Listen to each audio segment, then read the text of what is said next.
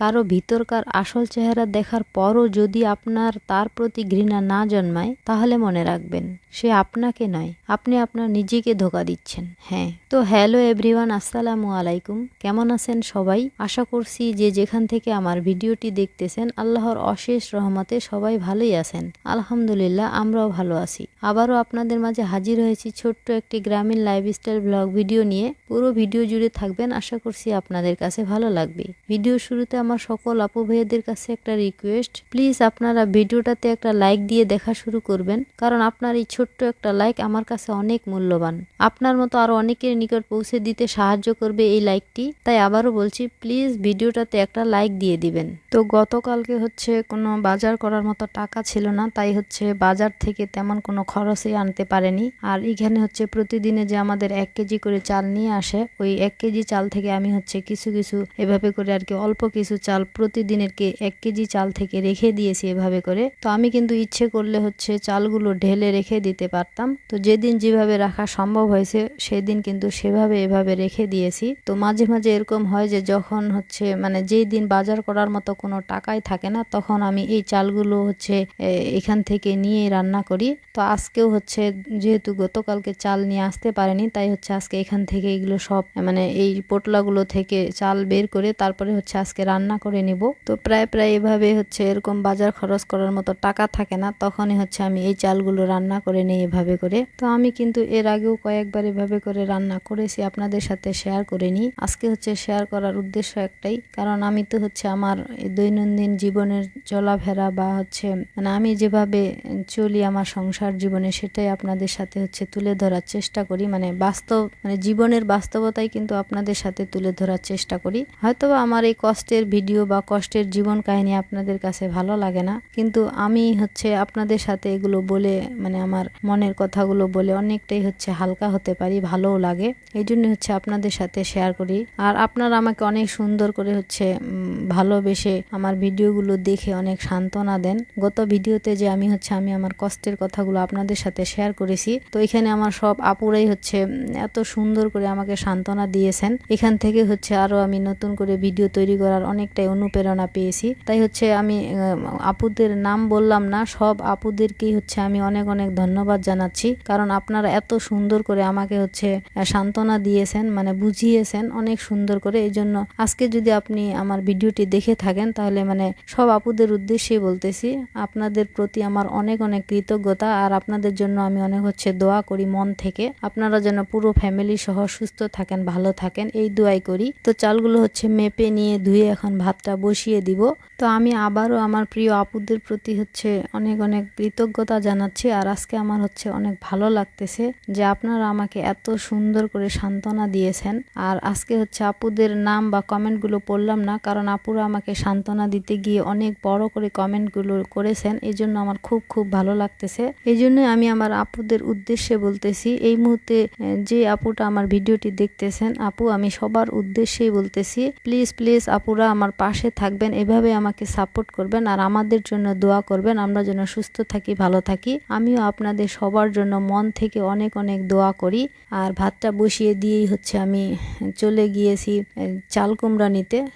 তো কয়েকদিন থেকেই হচ্ছে খান সাহেবকে বলতেছি যে হচ্ছে দেখিয়েন তো জাংলার মধ্যে চাল কুমড়া রয়েছে নাকি। তো উনি হচ্ছে বলতেছে যে না নেই। তো আমার হচ্ছে কালকে আমি ছাগল যখন হচ্ছে এদিকে বান্ধার জন্য এসেছিলাম, তখন আমি ভাবতেছি যে দেখি তো আমি নিজেই দেখি কোথাও চাল কুমড়া রয়েছে নাকি। তো ঠিকই কিন্তু চাল কুমড়া এখানে অনেক বড় হয়েছে, মানে একটু সাদা সাদা হওয়ার মতো হয়ে গিয়েছে, এই যে দেখেন। তো আমি হচ্ছে তখন বললাম যে আমি আপনাকে কয়দিন থেকে বলতেছি যে দেখেন তো চাল কুমড়া রয়েছে নাকি জাংলার মধ্যে। তো বলতেছে আমি তো হচ্ছে দেখি নেই, উপরে আছে। তো এখন যেহেতু কালকে আমি এটা দেখেছিলাম, তো আজকে হচ্ছে এই চাল কুমড়াটা কেটে নিয়ে ভাজি করব। কারণ ওই যে বললাম যে গতকালকে হচ্ছে কোনো বাজার খরচ আনতেই পারেনি, তো এই জন্য হচ্ছে আজকে চাল কুমড়াটা ভাজি করব। তো চাল কুমড়াটা যেহেতু সাইজে একটু বড়, এইটাই হচ্ছে আমাদের 2 বেলা হয়ে যাবে, সকালে আর দুপুরে। তো চাল কুমড়ার ভাজি হচ্ছে আমি আপনাদের সাথে শেয়ার করলাম না, এই জন্য অফ ক্যামেরায় ভাজি করে নিয়েছি। তো আমার সাথে হচ্ছে সব সময় এমনটাই হয়, আমি হচ্ছে খান সাহেবকে যদি কোনো কাজের কথা বলি, তখন হচ্ছে উনি এরকমটাই করে, বলি একটা আর করে আরেকটা। তো এই চাল কুমড়াটা হচ্ছে আরো বাড়তি হয়ে গেলে কিন্তু খাওয়াই যাইতো না। তো তারপরও তো আমি দেখেছি, এই জন্য আজকে এটা ভাজি করে নিলাম। যেহেতু বাড়ির চাল কুমড়া, তাই হচ্ছে কচিটা খেতেই ভালো লাগে, কেন আমরা বাড়তি করে খাবো এই জন্যে আর কি বললাম। তো অফ ক্যামেরায় ভাজিটা করে নিয়েছি, এখন হচ্ছে আমরা সকালের ভাতটা খেয়ে নিচ্ছি।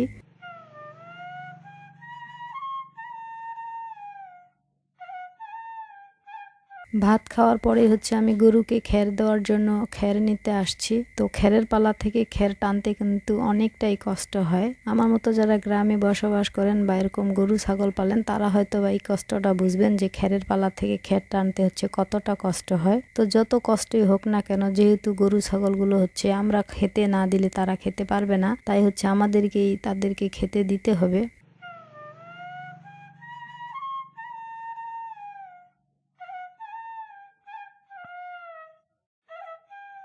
তো গরুগুলোকে হচ্ছে খাবার দেওয়ার পরে এখন চলে আসছি আমি হচ্ছে ঘরের কাজে। তো এই যে দেখেন ঘরের বেড়ার পাশে হচ্ছে কি অবস্থা হয়েছে ভেঙে গিয়ে, কারণ ওই যে ঘর বাড়ি হচ্ছে যখন আমরা এগুলো খোলাখুলি করছিলাম আর কি, মানে পাশের ঘরটাতে যখন মাটি দিয়েছিলাম তখন এই পাশটাতে হচ্ছে মানে বাড়ি লেগে ভেঙে গিয়েছে। আর এগুলো হচ্ছে বিভিন্ন কাজের তালে ঠিক করব করে মানে ঠিকই করা হচ্ছে না। তো আজকে হচ্ছে ঠিক করার জন্য মানে চিন্তা ভাবনা করেছি, এই জন্য হচ্ছে আপনাদের সাথে একটু শেয়ার করতেছি। তো এইখানে হচ্ছে এটা সোলারের ব্যাটারিটার উপরে হচ্ছে অনেক ময়লা পড়েছে, কারণ মিস্ত্রি যেহেতু কাজ করেছিল এই জন্য হচ্ছে তখন থেকে ধুলাবালি পড়েছে আর আমি এটা পরিষ্কার করতেই পারিনি। তো পাশে যে সিমেন্টের বস্তাটা রয়েছে ওইটা আগে হচ্ছে এখান থেকে সরিয়ে নিব। তো যেই রুমে হচ্ছে পরে আমি মানে ঠিক করে নিলাম, ওই রুমটাতে হচ্ছে ওই যে পোকা এখনো মাটি উঠায়, তো আগে হচ্ছে পোকার মাটিগুলো মানে ঝাড়ু দিয়ে তারপরে হচ্ছে এই জায়গায় সিমেন্টের বস্তাটা এনে রাখবো। তো সিমেন্টের বস্তাটা কিন্তু খুবই ভারী ছিল, 50 কেজি ওজনের সিমেন্টের বস্তা, অর্ধেক শেষ হয়ে গিয়েছে। আর এগুলো হয়তো বা মনে হচ্ছে যে এক জায়গায় লেগে যাওয়ার মতো হয়েছে। আমি এগুলো রেখে দিয়েছি ঘর মুছবো এই জন্য, কিন্তু ঘর মুছার তো হচ্ছে সময়ে পাচ্ছি না। আজকে মুছবো কালকে মুছবো করে করে হচ্ছে অনেকগুলো দিন পার হয়ে চলে গেল। তো আজকে হচ্ছে এইটুক খালি ঠিক করে নিব। তো যেহেতু ব্যাটারিটা হচ্ছে বেড়ার সাথে লাগানো এই জন্য হচ্ছে এটা একটু সরিয়ে রেখে তারপরে আমি মুছে নিব, কারণ হচ্ছে ব্যাটারিটার জন্য ভালোভাবে মোছা যাবে না।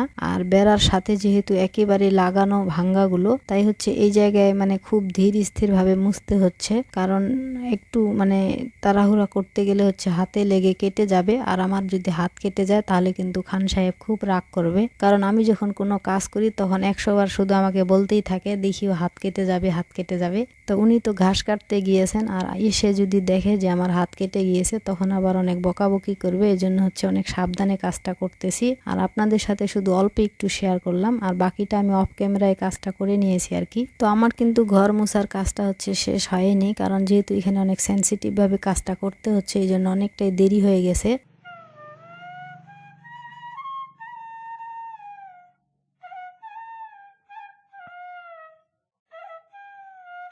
মানে সময় লাগতেছিল। তো এর মধ্যে হচ্ছে খান সাহেব চলে এসেছেন ঘাস কেটে। তো আজকে হচ্ছে খুব রোদ উঠেছে, তো এখন হচ্ছে ওনাকে শরবত বানিয়ে দিব। আমি জানি না আপনারা কে কিভাবে শরবত বানান, আমি যেভাবে শরবত বানাই সেটাই হচ্ছে আপনাদের সাথে শেয়ার করলাম। তো আমি হচ্ছে শরবতের মধ্যে অল্প একটু লবণ দিয়েছি, কারণ হচ্ছে শরবতের মধ্যে লবণ না দিলে আমার কাছে খেতে তেমন একটা ভালো লাগে না। তো এখানে একটা ছোট্ট কথা বলে রাখি, যদি আপনারা কেউ শরবতে লবণ খেয়ে থাকেন তাহলে চাইলে আমাকে ছোট্ট একটা কমেন্টে জানিয়ে যেতে পারেন। তো আমি কিন্তু হচ্ছে ঘর মুছার কাজ শেষ না করে আগে হচ্ছে হাতটা ধুয়ে শরবতটা বানিয়ে দিলাম। এরপরে হচ্ছে খান সাহেব শরবতটা খেয়ে নিল। তো গ্লাসের মধ্যে কিন্তু অল্প একটু রেখে দিয়েছিল আমার জন্য, আমি হচ্ছে বাকিটুকু অফ ক্যামেরায় খেয়ে নিয়েছি, কারণ আজকে হচ্ছে চিনি অল্প ছিল, তাই হচ্ছে 1 গ্লাস এই শরবত বানিয়ে নিয়েছিলাম। তো শরবতটা হচ্ছে খান সাহেবকে খাওয়ায় আসার পরে হচ্ছে আবার বাকি অংশটুকু যে ছিল ওইটুকু হচ্ছে আমি মুছে নিয়েছি।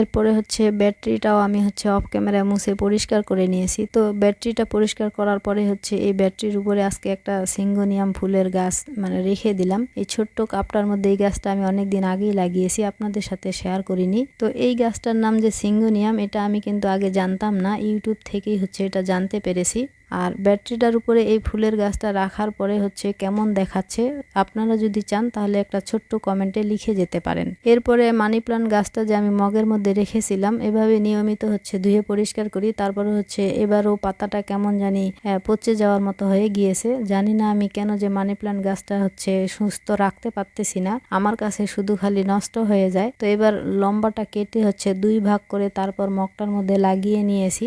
এত সুন্দর করে যত্ন করতেছি তারপরও মানি প্লান্ট গাছটা হচ্ছে সতেজ থাকে না কেন জানি না।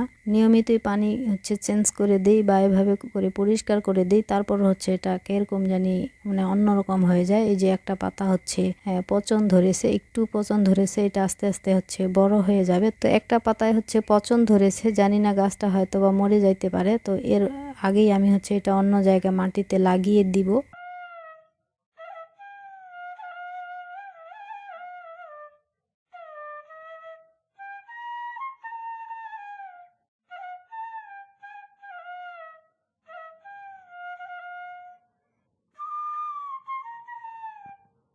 তো ঘরের কাজ শেষ করে এখন হচ্ছে আমি পাট সিলতে চলে এসেছি। মানে এটা হচ্ছে রাস্তার পাশেই নিয়েছি, যেহেতু হচ্ছে বাড়িতে পুরো বাড়ির মধ্যে হচ্ছে রোদ, এই জন্য হচ্ছে রাস্তার পাশে এগুলো আমি পাটগুলো নিচ্ছি আর কি। তো আমি পাট হচ্ছে ছোটবেলা থেকে এই কাজটা আমাদের করা হয়নি। আমার আব্বা যদিও পাট আবাদ করতো, আমি কিন্তু হচ্ছে এই কাজটা মানে আমরা বাড়িতে করিনি, এটা মানুষের দ্বারাই করাই নিত। তো আজকে হচ্ছে প্রথম অভিজ্ঞতা পাট সিলার আর কি। তো আমি যেভাবে পারি সেভাবে হচ্ছে নিলাম। তো পাট সিলতে তো অনেকখানি সময় লেগে যায়, আমি হচ্ছে অফ ক্যামেরায় সিলে নিয়েছি। আজকে যতটুকু নিয়েছি আর কি ততটুকুই আপনাদের সাথে শেয়ার করলাম। তো আমি যেহেতু গ্রামের একটি সহজ সরল মেয়ে, হয়তো বা আমার কথা বা কাজে অনেক ভুল থাকতে পারে, প্লিজ আপনারা ক্ষমাস্বরূপ দৃষ্টিতে দেখবেন। তো আমার গ্রামীণ লাইফস্টাইল ব্লগ ভিডিওগুলি যদি আপনাদের কাছে ভালো লেগে থাকে তাহলে আমার চ্যানেলটি সাবস্ক্রাইব করে আমার এই ছোট্ট পরিবারের সদস্য হয়ে যেতে পারেন। আর আপনি যদি কাজটি অলরেডি করে থেকে থাকেন তাহলে আপনাকে জানাই অসংখ্য ধন্যবাদ। আজকে এখানেই বিদায় নিচ্ছি, পরবর্তী ভিডিও নিয়ে নাও আসতে পারি, কারণ নিঃশ্বাসের কোনো গ্যারান্টি নেই। সবাই ভালো থাকবেন, সুস্থ থাকবেন আর আমাদের জন্য দোয়া করবেন। আল্লাহ হাফেজ।